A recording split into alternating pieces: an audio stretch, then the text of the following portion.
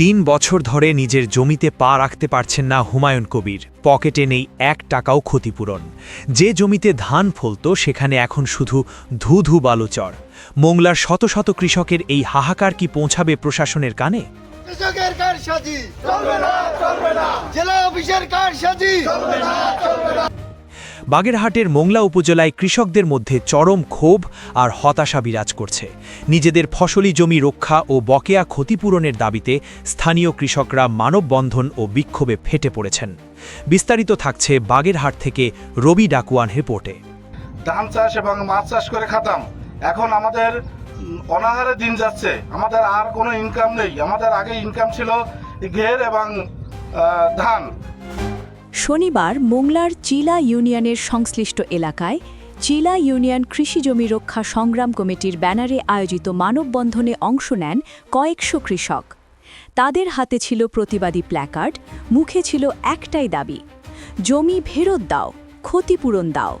তাদের বালু ফেলার জন্য, নদী ড্রেজিং এর বালু ফেলার জন্য আমাদের কাছ থেকে হুকুম দখলের নামে নিয়ে তারা বালু ফেলে ভরাটের কাজ করছে। সেই হুকুম দখলের যে ক্ষতিপূরণের ন্যূনতম টাকা, সেই টাকা আমরা বিগত ৩টা বছর ধরে ঘুরতেছি দাঁড়ে দাঁড়ে। কৃষকদের অভিযোগ, মোংলা বন্দর কর্তৃপক্ষের পশু নদী খনন প্রকল্পের বালু ফেলে প্রায় ৩২৩ একর কৃষি জমি, চিংড়ি ঘের এবং বসতভিটা ধ্বংসের মুখে পড়েছে। সমাবেশে কৃষকরা স্পষ্ট করে দিয়েছেন, ৭ কার্যদিবসের মধ্যে ক্ষতিপূরণ না পেলে আমরণ অনশন, ভূমি অফিস ঘেরাও, আরও কঠোর কর্মসূচি।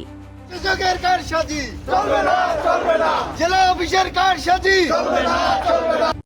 এ বিষয়ে বাগেরহাটের জেলা প্রশাসক গোলাম মোহাম্মদ বাতেন জানিয়েছেন, বন্দর কর্তৃপক্ষ ও ক্ষতিগ্রস্ত কৃষকদের সঙ্গে আলোচনা চলছে, দ্রুত একটি গ্রহণযোগ্য সমাধান খোঁজা হচ্ছে। একদিকে উন্নয়ন প্রকল্প, অন্যদিকে কৃষকের জীবন জীবিকা। এই দ্বন্দ্বে শেষ পর্যন্ত কার জয় হবে?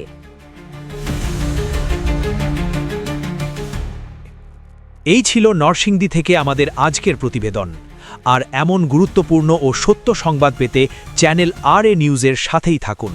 এতক্ষণ আপনাদের সাথে ছিলাম আমি সাব্বির আরাফাত।